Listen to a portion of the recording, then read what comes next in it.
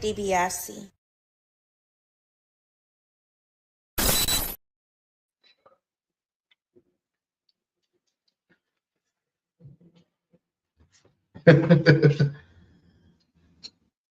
Oh, testing.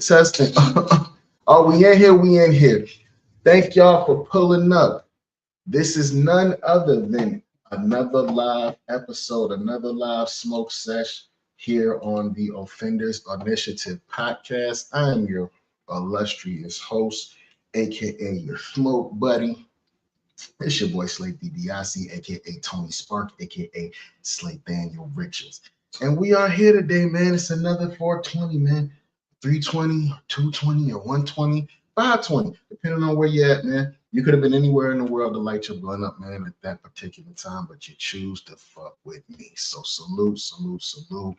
Don't forget to like, comment, and subscribe, man. You push me out to the algorithm and let them know y'all kind of like what I'm doing around here, you know what I'm saying, which is always a good thing. But good session we got in today. What we got here says Super Bowl trailer reactions. They had some movie Super Bowl trailers that came out or whatever. I let the smoke clear for a Monday to let it come on through, you know what I'm saying, for a Tuesday, so I can finally give these a little bit of a grace period as to how good they may or may not have been, you know what I'm saying, to me. Cardi B and Stefon Diggs breakup, supposedly. Right there at the Super Bowl. Talk about just a whole day of fuck shit happening to you and you can't stop it. You lose the Super Bowl. I'm talking about Stefon Diggs now. You lose the Super Bowl and you lose your old lady. But you might not even have cared, to be honest with you. You know what I'm saying? As a matter of fact, should we just start out with that? No. Got some appetizers, man.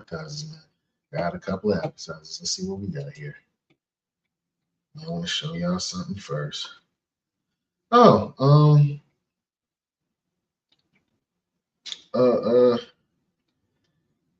Let's see. Speaking of the Super Bowl,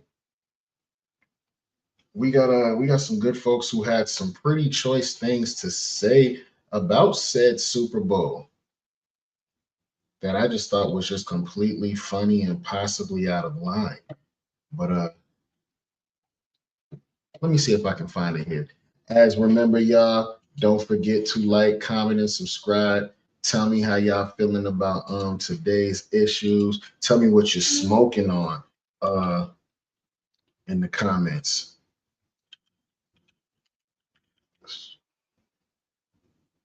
What the hell? Hold on. Okay, we doing some funny stuff over here. Let me see.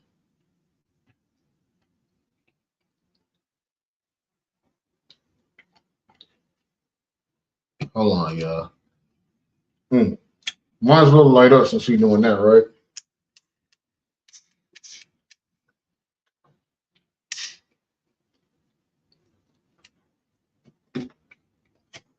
Salute to everybody in the chat. Okay, here we go. We got an appetizer right here. Tell me this man ain't crashing out, y'all. This is by way of Angry Man, the Angry Man or whatever. Y'all check this video out. Your boy Corey Holcomb, bro. It's just a little appetizer. He's crashing out. Y'all tell me if I'm wrong or not. Bruh, this video that just came out, fam.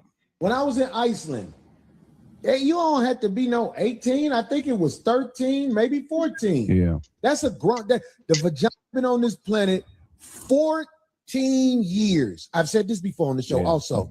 Do you know if a woman 16 years old gives you a baby, that is going to be 16, 17, 18, 19.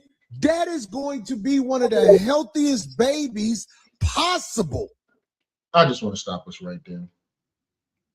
Why are you a grown man thinking about a 16, 17, 18-year-old young lady having your baby?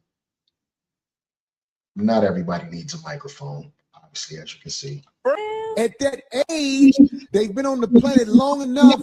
They're in their prime developmental wise to create a life. Just saying, in America, most people only know what they know in America, but I've been to other countries, and in Iceland, I think the legal age to get with a girl is 13 years old. Oh, wow. Right, it blows people's mind when they hear it. But in Iceland, R. Kelly is not a criminal. What the hell going on in Iceland? He's a normal guy in Iceland. I went to Iceland, and you just can't offer him money and gifts. And I thought that was so unfair that you couldn't give him nothing after you was done with him. It's still crazy. I'm not going to Iceland. So I assume you've been. Why are these grown men laughing about the legal age to date a girl is 13 in Iceland, and I wanted to give them some gifts, but you not allowed? What are you talking about? Y'all hearing this, right? In Iceland, you took advantage of the laws. Is that what you're saying? I had a great time in Iceland. I had a great. Okay, we're gonna stop it right there. Salute to the angry man. You know what I'm saying? His content. Make sure you go give that brother a like, comment, and subscribe. What do you mean? Why do you no, hold on, time out. Why do you even know that a law like that exists? Like, who goes searching for a law like that? Yo, I'm gonna tell y'all right now, man. It might be an appetizer, but we got the one and done of the day. People who I no longer fuck with. Corey Holcomb's now one of them. You a whole fucking weirdo now. No more of his content shall pass around this motherfucker. It shall not. Because that's sick. Who even thinks about some shit like that, man? That's nasty. That's really nasty, man. Y'all tell me if I'm wilding on that one. Like, who even thinks about something like that? That boy done crashed all the way out. Hope Anton Daniels do catch your ass later and beat your ass somewhere, man. Nasty word. But yo, I guess we can go with the girl Cardi and her baby father and all of them and all that craziness, man. This is really, really sad to see. I have a question here though, all jokes aside. Oh, hold on. One more excuse me. Speaking of the Super Bowl, one more slight, very, very slight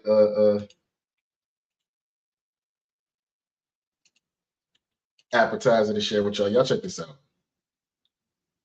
To get up there and perform the whole show in Spanish is a middle finger to the rest of America. Who gives a damn that we have 40 million Spanish speakers in the United States? We have 310 million who don't speak a lick of Spanish. This is supposed to be a unifying event for the country, not for the Latinos, not for one.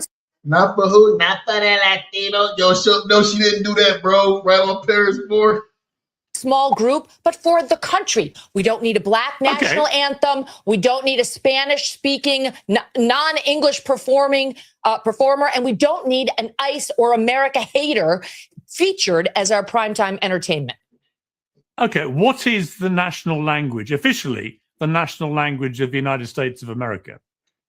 I mean, English.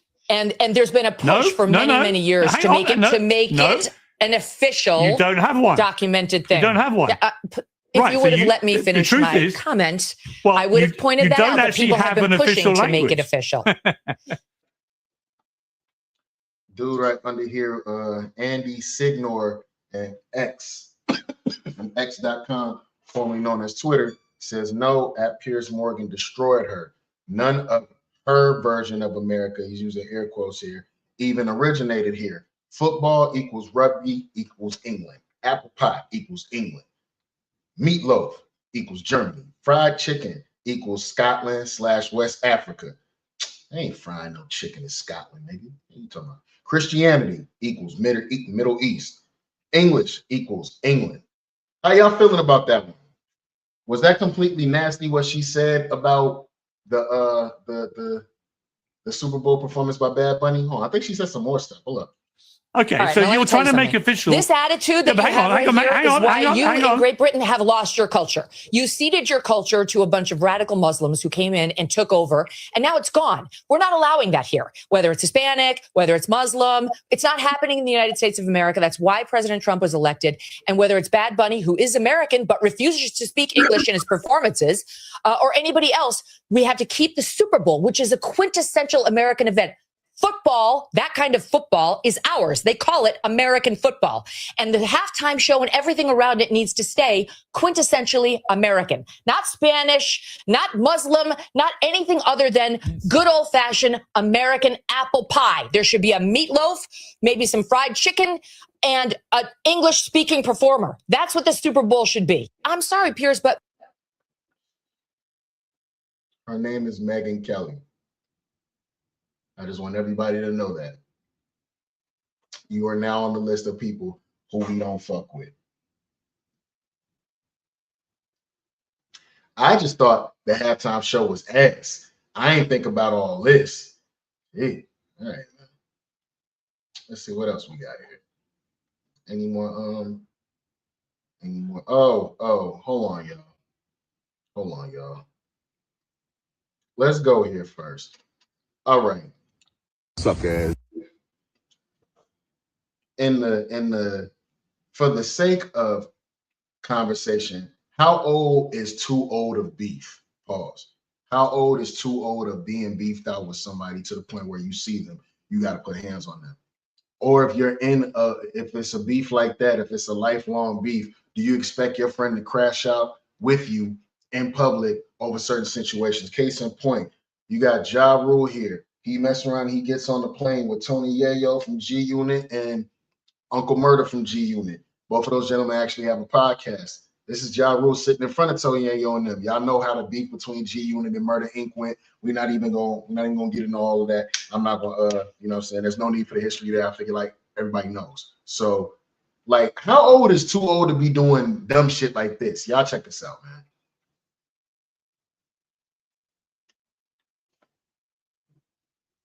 This job going to play. Suck ass up, you fucking sucker. Look on the plane. Niggas made Ja Rule. Niggas made Ja Rule. This is his seat. Suck ass. They said they made Ja Rule get off the plane. First of all, I'm not getting put off nobody's plane for nobody to where I can lose my flight privileges. Y'all got it. I'm going to go up front, tell somebody what's going on. Is there any way that I could catch an empty seat somewhere else if there's one available? Because, yeah, these guys, I don't know if you know who I am, you know, go down the whole thing. I pull that. I'm Ja Rule. That's G Unit back there. I'm not sure, but I got beef with those guys. And, you know, it's not going to go right. You know, he didn't do that. Hold up. Instead, he got put off the plane. Oh, my dog tripping. But let's see the other side of this that they haven't showed with Ja Rule in the background. Let's see how he got put off the plane.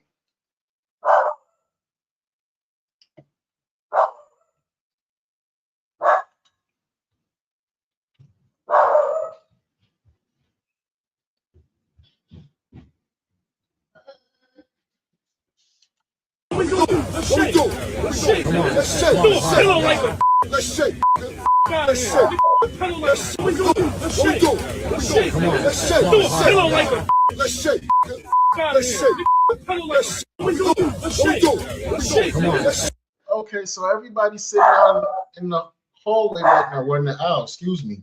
Hold on, y'all.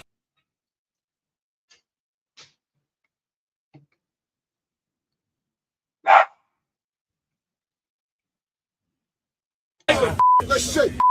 Let's shake.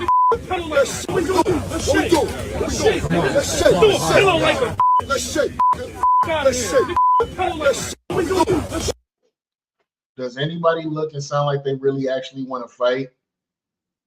Nobody in front of him. You got the lady right here. you know, Uncle Murda could really push through her.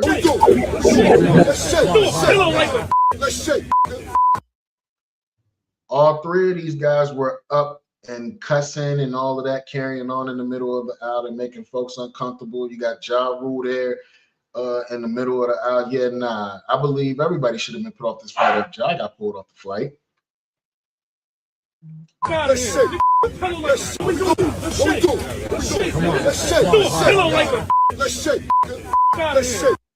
That's crazy. That's by way of TMZ too. That's crazy. I don't know, man. Y'all tell me. That's kind of crazy on that one. I ain't gonna lie. How old is too old to beef though? Like we all out in public. We in our 40s and 50s or whatever the case may be. You still. Oh man, I was over there just running my mouth on mute because my dog is acting a fucking fool in the background. Excuse his rude motherfucking ass. But anyways, I don't know. We 40 and 50 and everybody got money in their pocket, bro. This looks kind of crazy to be all on the plane acting a fucking fool, bro. Like, I can't get behind none of this, bro. Like, the beef is over 20 years old. What are we doing, bro? This looks so silly. Look at that. Niggas look crazy, man. I can't get with it. Like, there's no way that anybody would have made me lose my fucking fright privileges on any sort of level. You know what I'm saying? Y'all check this shit out though, man. Hold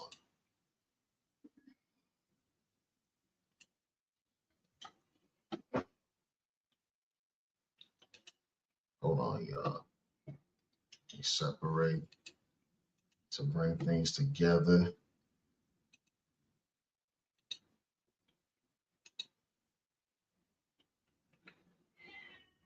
All right. This is by way of All Urban Central, man. Let's see what they got to say. Hey, yo, listen, this is why you mind your business on airplanes. Because imagine you trying to get to your seat, buckle up, maybe watch a little Netflix, and you turn around and this Ja Rule, Tony Yayo, and Uncle Murda reenacting the early 2000s at 30,000 feet. This was not a versus, this was a Delta Airlines rap edition. So it's the wrap-up of the Super Bowl weekend vibes. Ja Rule boards a plane from San Francisco to New York. Regular day, right? Wrong. Already on the plane, Tony Yayo and Uncle Murda. Phones out, content mode activated. And the moment Ja realizes who's on the flight, nah, it's up. Suck ass Ja Rule on the plane. Suck ass up. Ja stands up in the aisle on the plane and starts going off. We talking insults, yelling, pointing, the whole nine. Passengers like, is this a movie? Bro, I just paid $800 for this seat. And it gets even crazier. Because Ja Rule, a grown man, picks up a pillow and throws it. A pillow. Not a punch, not a slap. He ain't had to be petty like that. He said my man picked up a pillow, making it look like all them weights that Ja Rule be lifting in the gym don't mean nothing. Because instead of putting your hands on him, you threw a pillow at him. That shit crazy. Delta Airlines complimentary pillow. It's the pillow Ja Rule threw at me so fast. This way he was sitting before we got him out of here.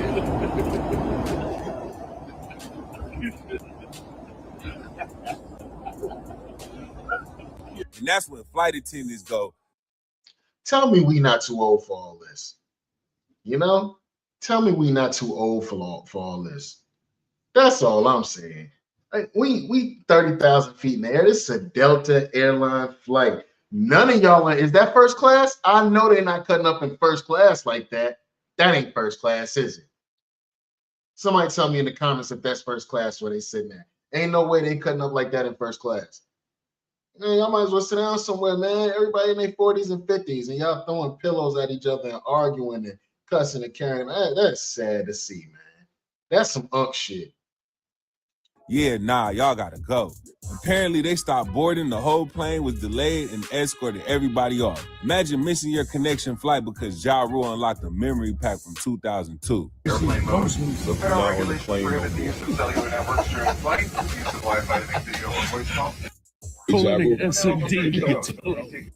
Hey, Ja Rule, Stow your face name on carry-on items. This is his Sure, seat. armrests are in the resting position. Now here's where it gets spicy. Ja Rule hops on social media after the video goes viral. Instead of apologizing, he leans into it. He writes a caption on X and says,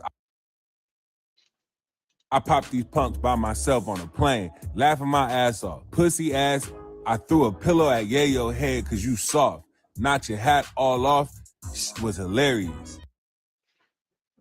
Oh, man. Oh, man. You want to know something? These podcasts and this internet and these social medias really, like, if you was a kid who believed that everything that rappers rapped about their lives was true, you should feel ashamed to see how these grown men are acting. These grown men with children of their own are acting on this internet, man. This is crazy. You immediately run to the internet, and then Yayo and them ran to the internet because they taped the shit. Like,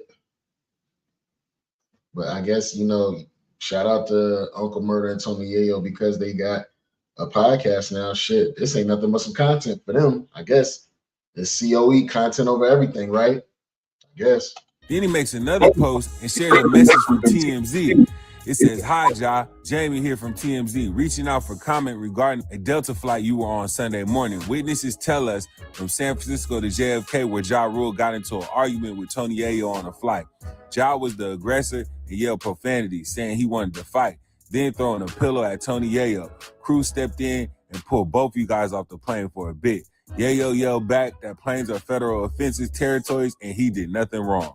Ja basically says, yeah, I did it. Yeah, I threw a pillow. And yeah, that was funny. He even joked about TMZ hitting him up, saying witnesses claim he was loud. Bro, you get your flight privileges revoked. There's nothing funny about that. Stupid face boy. Look at him. That's stupid. I'm Ja Rule. Can I get another seat? I got some clowns back here. You know what I'm saying? You don't remember me? Always on time. You remember me, girl. Yeah. I need another seat. You know what I'm saying? I'd have said something like, you know me, man. Like, can you send me somewhere else? You remember me. He ain't do none of that. Instead, he got into the bullshit. And aggressive. Stupid face boy. Ja's response energy was basically, yep, and I do it again. No PR statement, no damage control, just straight petty nostalgia. Meanwhile, Tony Yayo and Uncle Murda, they laughing, posting clips, cracking jokes, treating it like content.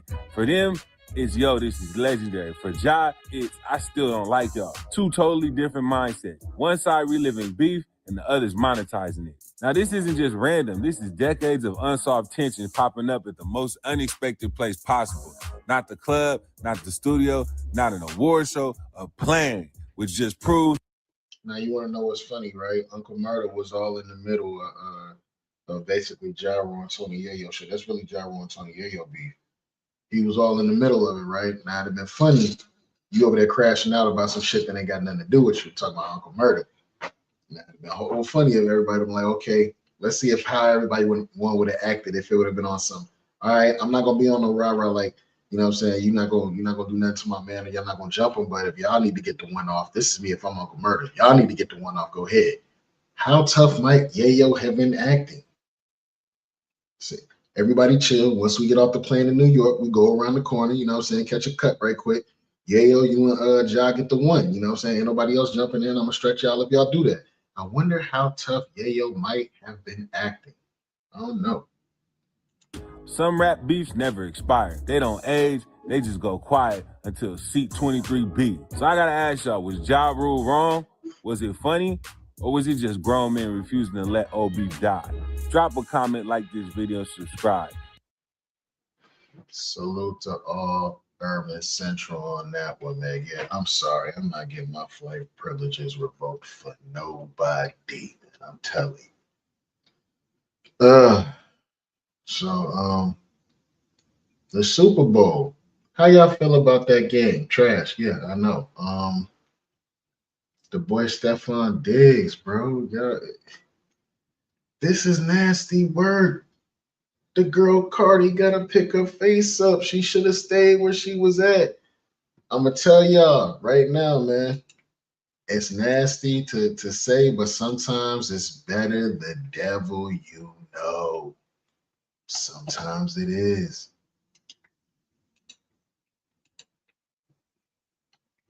I'm just saying, like, you know what kind of person she was dealing with when she had the boy Offset. She knew the type of person she was dealing with. She was the main. She had some sort of control instead of a situation like this. Says Cardi B has reportedly broken up with baby daddy. Ew, they said that shit said baby daddy on it. Baby daddy Stefon Diggs after spending 1.2 million on a party for him. Reports say the plan was to have the party of the year after the Super Bowl, but as the night ended, Stefon didn't win. So you're not down for the team. If a nigga don't win, you don't want to party no more? Okay. But what made the night worse for Cardi B was the fact that he invited one of his baby mamas to sit up front. Cardi, who was still a married woman,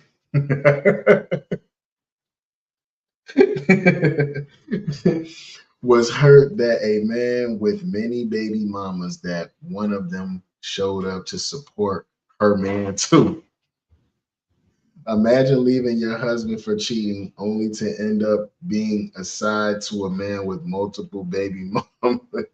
Yo, y'all women really hate each other. Y'all got to. Lesson. When she was sleeping with Stefon, she thought she was hurting Offset. Turns out she was only hurting herself. Now she's got no husband and has 2 baby daddies. Then again, you can't accept much from a stripper. And this is by words of the salt of the earth at Shadea_night on Twitter. I didn't say this, I'm just reacting to it, but it's kind of funny though. That's all I'm saying. Hold on. Hold up, y'all. Let me see if I got something else for y'all over here on this subject. Possibly. Because somebody knows something somewhere. It's always like that. I gotta like this button up. Hey, yo, don't forget to like, comment, and subscribe, and tell me what y'all smoking on in the comments, man. For real, for real. Thank y'all for pulling up to the sesh. Hold on, let me see.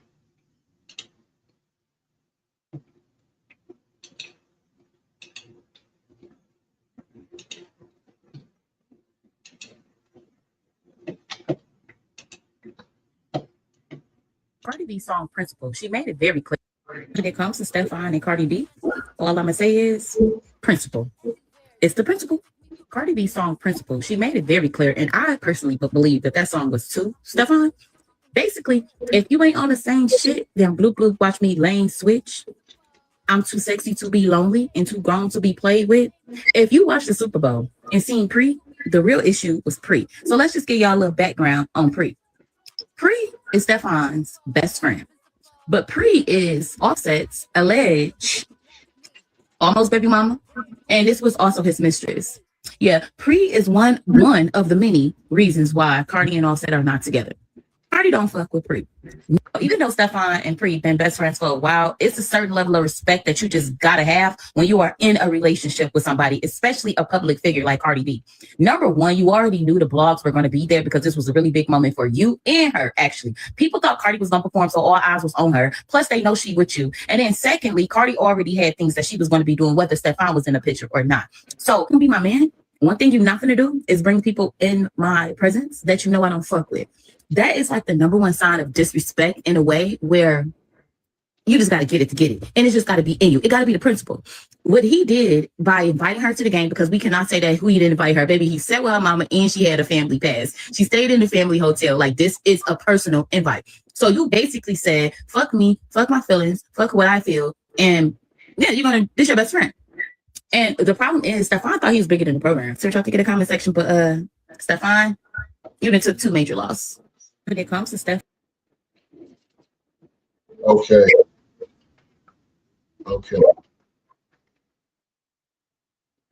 Okay, y'all.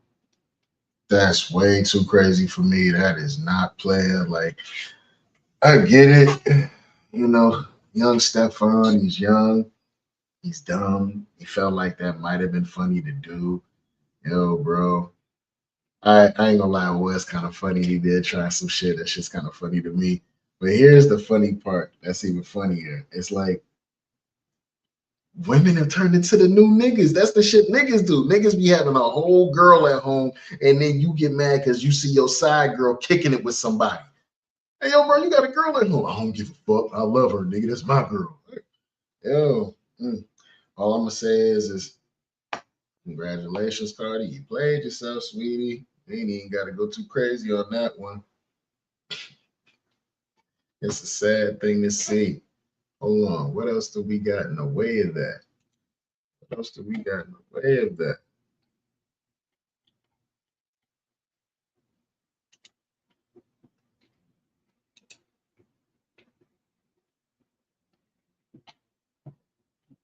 No, not that. Not that. I guess it's time to get to these movie trailers, honestly, man. Let's talk about that. Hey, okay, so as y'all know, every year they have Super Bowl commercials, and those commercials cost about $10 million for 30 seconds this year in the Super Bowl. So they had some movie trailers coming out. Some of them I'm hyped for, some of them not so much. But right now we're gonna react to 3C Films. He got all the shit with the trailers locked down, so we just gonna take a look over there. Continue smoking, y'all. We almost done with the session. I think I might roll up another one or break one of these new minis open. You feel me? Let's get it. 3C Films, y'all.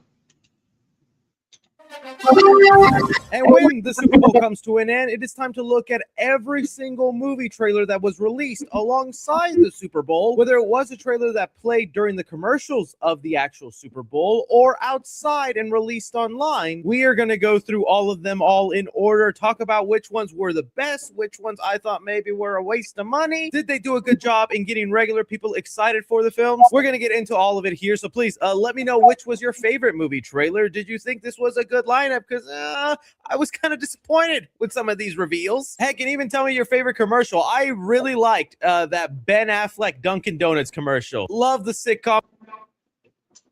That part right there had me on some, I don't really care, but it had me asking, was this an AI commercial? Did they, yeah, they probably like AI CGI'd everybody back a little bit younger. I don't know, but this was a fire commercial though, for Dunkin' Donuts with all these good actors from these good times, man. And Goodwill Hunting references. I want to know all your opinions minus the actual game. So we don't do sports around here.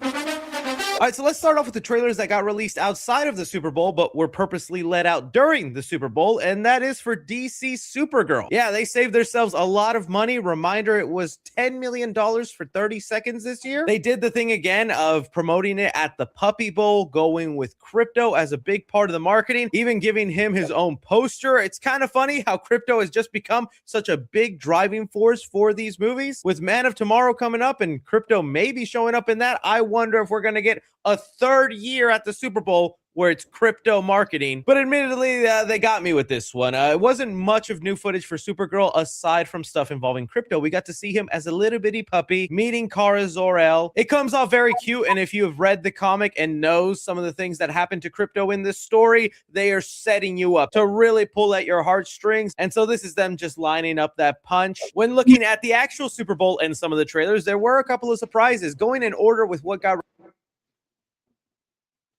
As far as the Supergirl situation right there, I don't know if I'm going to the movies to see that. That might be another bootlegging.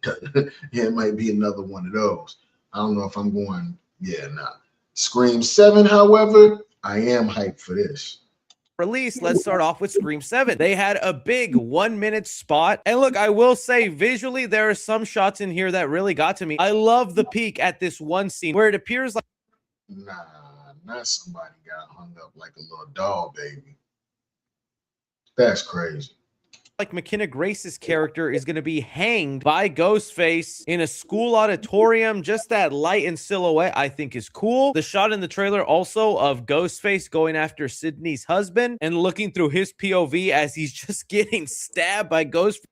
Well, that's one we can count on probably not gonna make it.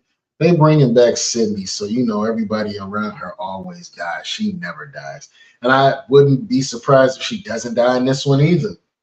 They might be starting off a new trilogy. Space. I think that's pretty good. Everything else is pretty on course. I am still so shocked Matthew Lillard as Stu has not been marketed more. They really are wanting to save that for you in the movie, and I guess good on them. So fine enough trailer to get the word out. Next up, we got a nice new trailer for Steven.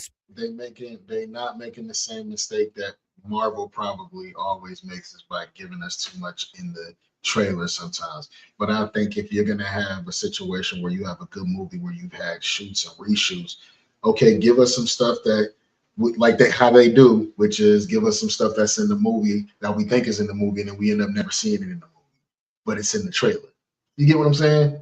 We could rock with something like that. Spielberg's Disclosure Day with a ton more footage, and this has me so much more hyped than that first trailer. Not to say that first trailer was bad, it was good, but this one is intriguing me more. Again, the premise behind this movie is what happens the day the world finds out aliens are real and maybe they're living amongst us. We get a lot more looks at the action, like this one train sequence with a car attached to the side. We even get a shot of a UFO coming into the frame, crop circles going around, weird mind abilities going on with consciences being transferred over. I think this is going to be now, with me now knowing the premise of this movie, I now want to see it. Salute to Disclosure Day. I think I saw Emily Blunt in there. Yeah, let's get it. A really intriguing sci-fi film, and with Steven Spielberg at the helm, I know it's going to be something worth watching. Then Disney came out with their first trailer for Hoppers, which again is just kind of just going over the basic premise of this movie. Is a girl goes into a lab, ends up transferring her mind into a robotic beaver, and they have an Avatar-like situation where she now has to save the forest and the environment from people coming in to destroy it. The premise of it, I think, is already so much more appealing, and it is showcasing with this having a higher interest amongst audiences, but simple and effective trailer and getting to the point. The next Disney it's a Pixar, meaning it's somewhere within that Pixar lore mythology. I kind of gotta see it. Damn. Trailer, though, I was baffled that this is what they went with. It is for The Mandalorian and Grogu, a movie that I really think we need to change the marketing direction if you want people. Oh, my Star Wars fans, here you go. The Mandalorian and Grogu movie. It went from a series to a movie now. To show up to this thing, because the trailer kind of starts off almost like it's a beer commercial or any other Super Bowl kind of commercial, and maybe that was the point and what they were trying to elicit, only to then reveal, oh, this is actually a promo for a movie, the Mandalorian and Grogu film, with them riding on a couple of alien horse carriages. I know some Star Wars fan will correct me on what the proper name of these animals are, but I'm gonna tell you right now, holy moly, what an interesting use of millions of dollars. I don't think that really would have changed the mind of anything. It doesn't give you much to look forward to in the film, what it's about, why anybody should be interested in it. I think one could interpret that as maybe just a promo for Disney Plus, since Mandalorian and Grogu are characters on Disney Plus. This was your big shot to get regular people to know about this movie, it going to theaters, really trying to give Star Wars a comeback that it's back in theaters, because it's been a while. I honestly think they fumbled with this Mandalorian and Grogu trailer, but that's just me. The next trailer was actually one of the only surprises that nobody saw coming, and I remember sitting in my couch going, is this? No, I think it, oh my God, this is that movie. It was the trailer for Netflix's Adventures of Cliff Booth film. If you guys aren't aware of this, this is a spin-off to Quentin Tarantino's Once Upon a Time in Hollywood, mainly following Brad Pitt's character of Cliff Booth as he goes on a random adventure and we follow him along. The movie is being directed by David Fincher, and I gotta say, wow, I really didn't know what to expect with this film. Wasn't excited when it got announced. Obviously interested because this takes place in the Quentin Tarantino universe. I might have to check that out then. because David Fincher is directing, but I really didn't get why we would get this film, and it looks like a ton of fun. I even like the creative choice and all the scribbling censoring now, because, you know, this movie's going on Netflix. It's going to have all that stuff uncensored on streaming, but for a Super Bowl ad, I guess they had to do that, and it really just shows you kind of a taste of all the weird hijinks Brad Pitt character is about to get into. So count me looking forward to this, but one of the reasons that trailer was surprising is because we were told ahead of time Netflix was not going to be promoting stuff at the Super Bowl, and looks like they changed their minds. Which is also why I thought we were actually going to get an Avengers Doomsday trailer during the Super Bowl, but we didn't. That's a missed opportunity, America. I don't like it. or they managed to slip through without anyone else noticing. Next up, we got one of the only trailers that they waited to release until Super Bowl day. That's kind of been a thing now on Super Bowl week. Most of these trailers get released ahead of time, but not this one. It was for Minions 3. Now, the actual trailer they showed on TV was just a small little minion running up to the screen and then letting you know the title and that you could watch the trailer online. And so looking at that trailer that got released, it looks like a Minions movie. It is funny, the little controversy going on amongst the fan base, because there's a very strong Minion fan base. Don't think there's not. These movies make close to $1 billion every time. Minions is like crack for the kids, and they got some Minions fans out there. Any of y'all kids fans of Minions? I don't know. Y'all tell me in the comments.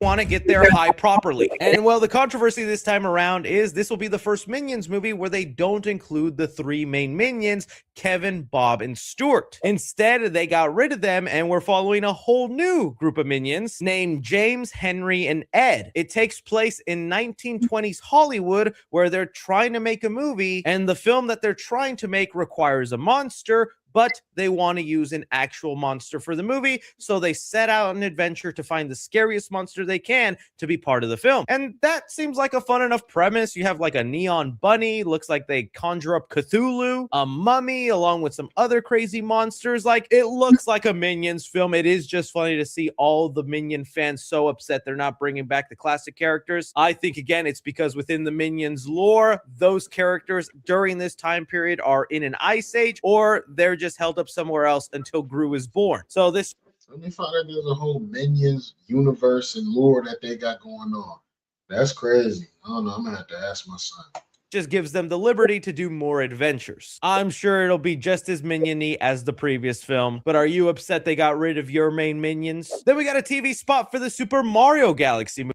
I am hyped for this. The first one was fire. I know this one gonna be just as fire. They've been dropping a lot of TV spots lately, really ramping up the marketing, and the one that they decided for on the Super Bowl was mainly to focus on the T-Rex from Super Mario Odyssey, while Yoshi is with baby Luigi and baby Mario, and they even play the classic little Mario jingle.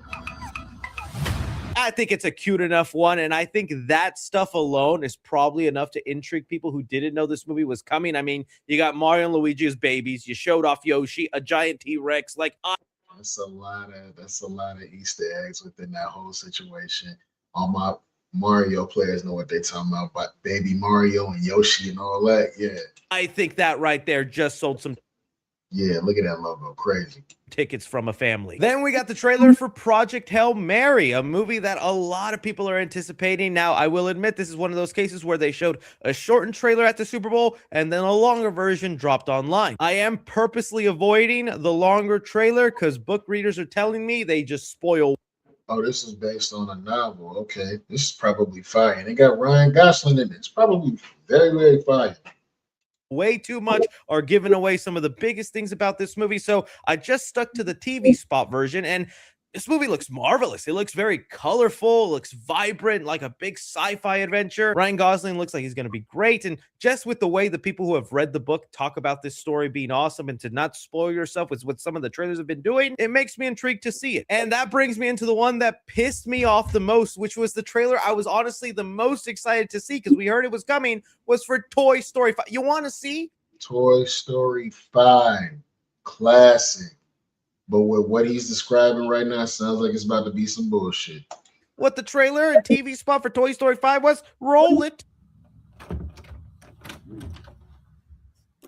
That was it. That's all. Woody's ass. Woody wears Levi jeans, and that was the Toy Story commercial we were promised for the Super Bowl. Man, what a waste. Luckily, though, it was probably Levi who played for that ad and not Disney, so they were just happy to go along with it. But man, that was genuinely the trailer and TV spot I most wanted to see, is new footage of Toy Story 5. Everything else we'll have to... Oh, man. Y'all telling me how y'all feeling about some of the trailers for some of these movies that we got coming this way, y'all. Don't forget to like, comment, and subscribe. This was a nice sesh.